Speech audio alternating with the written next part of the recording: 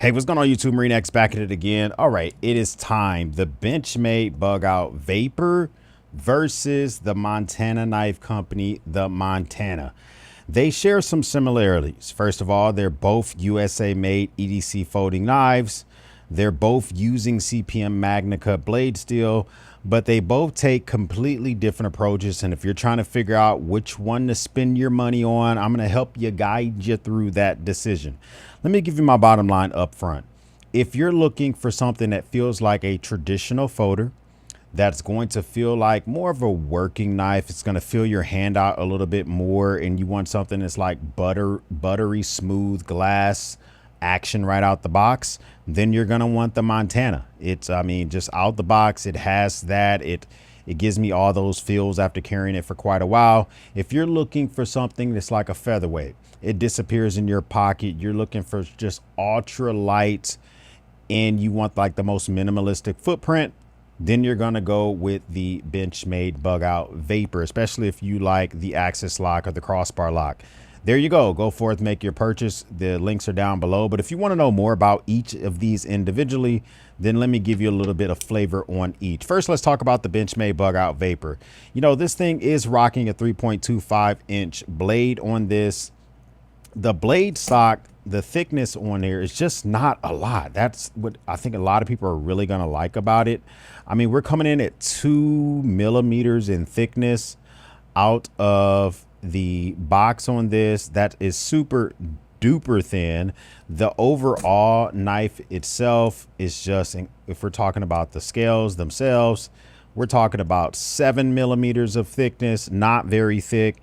It is borrowing some of the design cues from the Benchmade Narrows with the updated access lock and that ramp action on the access lock itself. It's using 6061 hardened aluminum. It's a completely linerless design, but because it's using such a hardened aluminum, although it's thin, it's going to feel extremely durable, and it doesn't really need liners. If it was using something in the 7000 series, you might want to throw some liners in there. It may not be as durable, so that'd be something that you may want to think about. Now, the Montana, coming from the Montana Knife Company, it's also a 3.25-inch blade, but a complete difference on this one is, although this is on bronze washers, when it comes to the Benchmade Bugout Vapyr, this is on there like super duper glassy. Like, I can't describe how amazing these ceramic ball bearings is on the Montana. And because of that, because of everything they did this out of the box, there's absolutely no break-in period on this knife. You're going to get it. It's going to feel good. It's going to work right out of the box.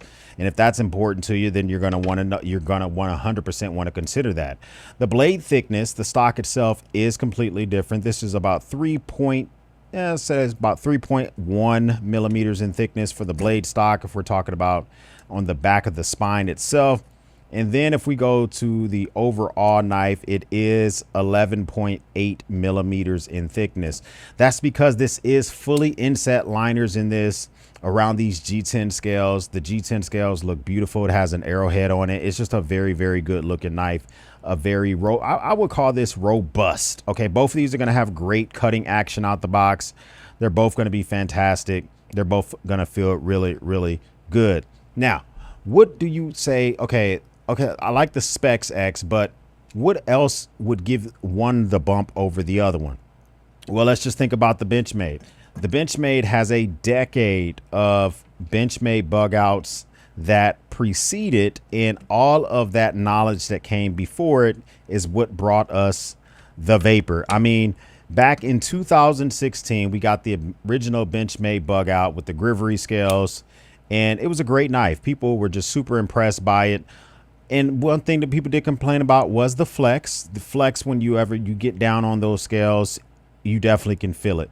And of course, because these are on washers, there is a break-in period when you get a Benchmade. That's just something that you have to, or you get a Bugout. That's something that you 100% have to realize. But once you get through that break-in period, it's not that bad. You can even speed that up a little bit if you manipulate the washers by taking it apart.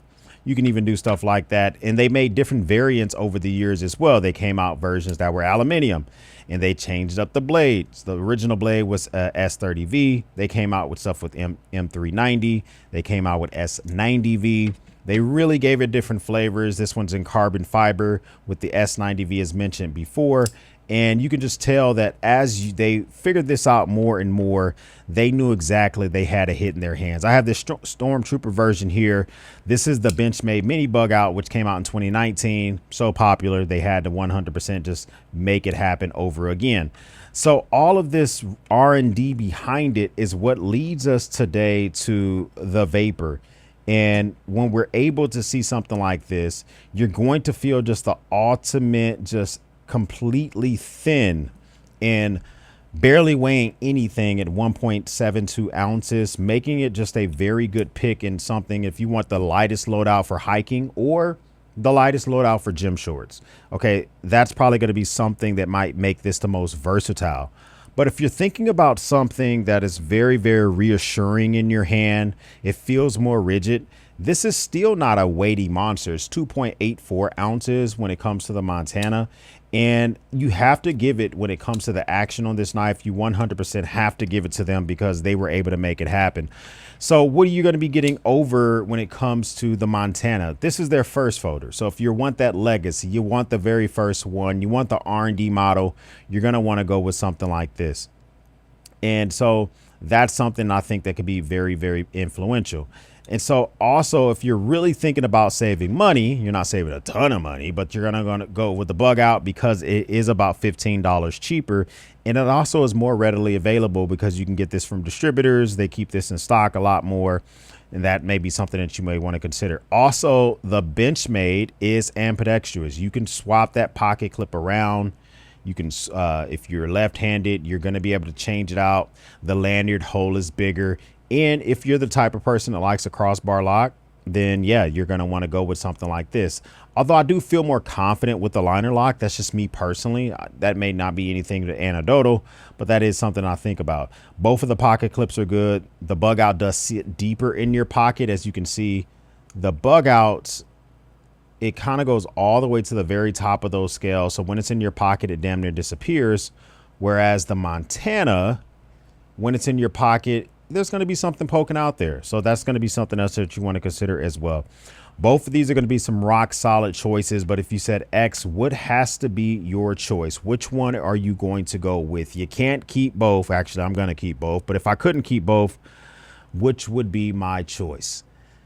A difficult one. But I would say for me personally, it's probably going to be the Montana, mainly because there's just zero breaking this in out of the box.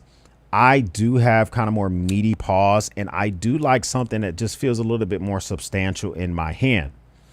The cutting profile of it, the blade stop being a little bit thicker, it just gives me a little bit more confidence when I'm using it in a lot of different scenarios, whether it's hunting, camping, everyday carrying, slicing meat, using it in the kitchen. I just feel a lot more confident and stuff like that. But if I wore a whole lot of like gym shorts, which I do, if I was always just looking for the thing that just weighed the least, then I probably would go with the Bugout. But that's just my choice. It's a hard one. It's something that you're going to have to think about yourself. Me personally, they did not make this easy. I'm glad that we're seeing this type of competition. We're seeing this type of versatility in the market. And I know the price point can be difficult because, good God, this is a lot of money. There's a lot of alternatives that are made in America. The Iridium, you can get by Kershaw. You can also, actually, is the Iridium? They do have some Iridium versions which are made in America. You can get the Shootout. You can get the Bel Air. You can get the Hogue Deca. There's some stuff by Spyderco. You got a lot of options that are going to be around $200 or below $200. You don't have to spend this much money on either of the two. But if you're the type of person that's just going to be one and done and you like these companies, then these are the flagships right now for these companies, hands down. You know, and I think that they are making this choice difficult, and I like that a lot. Comment down below, which one would you keep for yourself? Would it be the Montana or would it be the Benchmade Bugout Vapyr? I would love to know what your comments down below. First time stopping by, hit the subscribe button. I would love to have you part of the battalion. If this is not your first time stopping by, well, thank you once again for watching me run my grape. For everyone else, we'll speak soon.